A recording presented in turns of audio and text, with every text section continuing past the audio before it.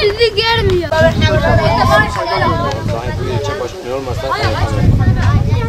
Yani.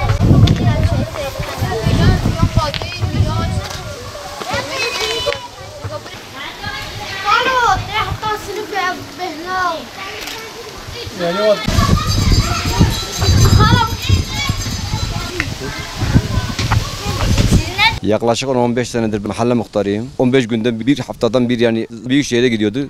Sayın Kaymakam Bey de anlatıyordu bu konuları. İlçe müdürümüz de biliyor. Bütün vatandaşlar da biliyor. Yani biz bu çukurdan 3 tane fosfatik çukurlarımız vardır. Okulun dibinde bir tane vardır. Caminin dibinde bir tane var. Yol ortasından bir tane var. Toplam 3 tanedir. Yeraltısı yok. Rahatsız oluyoruz. Haftadan bir, 2 haftadan bir Büyükşehir'e de gidiyoruz. Büyükşehir'de bu konuyu anlatmışız. Çekeceğiz. Yarın veya öbür gün çekeceğiz. 1-2 seferde ekiplerimizle geldik. Marsoy'dan gelenler oldu. Dedik ki yani köyün dışına 1-2 kilometre dışına çıkaracağız. Tekrardan iptal ediyorlar. Yani biz de ne yapacağımızı biz de şaşırmışız artık. En fazla öğrenciler sıkıntı çekiyorlar. O bir artı yani mahallede sıkıntı çekiyoruz. Sürekli yani bu konuları Kaymakam Bey'e de anlatıyoruz. İlçe müdürümüze de anlatıyoruz. Yarın veya öbür gün çekeceğiz. Hatta 2-3 seferde toplantı oldu. Kaymakam Bey dedi ki yani Yeşilan'ın sıkıntıları da çoktur, onu biliyoruz. Hala da böyle yani bir sıkıntı içinde yani devam ediyoruz. En son yani 2 ay falan oldu işte Kaymakam Bey bu konuları hepsini anlatmış. İlçe müdürü de anlatmış zaten. Yani yapmayacağız demiyorlar. Yapacağız. Artık yani yapamıyorlar. İşte yapsa çoktan yapardık. Biz çözmeye, kavuşmaya yani istiyoruz. Malam yakını tuvalete ya. O benavet amxaren zaten amrat per hasibin.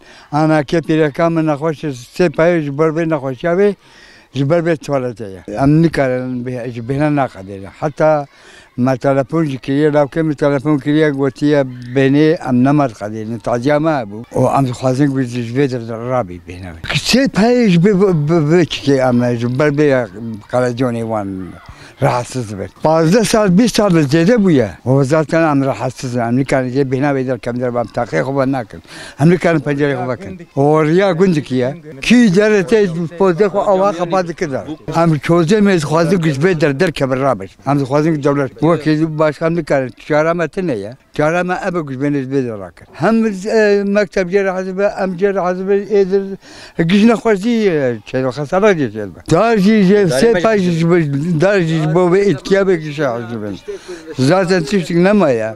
Hazben yerde dar mağlaymak tamamen aşk buna. Burayı kapatmalarınızı istiyoruz. Beden dersinde kaleci olduğumuzda çok rahatsız oluyoruz. Camları açtığımızda koku içeriye resmen yani baskın yapıyor. Bütün öğrenciler bu kokudan şikayetçi, yetkililerden buna bir el yazmalarını istiyoruz. Biz eve gidince koku ta bizim eve kadar geliyor. Okulda da pencere açtığımızda içeri geliyor. Yakamızla burnumuzu kapatıyoruz. İçerisi kokuyor. Okuldaki tüm arkadaşlarımız bu kokudan rahatsız oluyor. Lütfen bizi bu pis kokudan kurtarın. Dışarı çıkamıyoruz, oyun oynayamıyoruz. Yıllardır bu soru çözülemiyor. Kokudan dolayı dersi iyi işleyemiyoruz. Bu koku yüzünden kazağımızla burnumuzu kapatıyoruz. Ders işleyemiyoruz. Bu kokunun götürülmesini istiyoruz.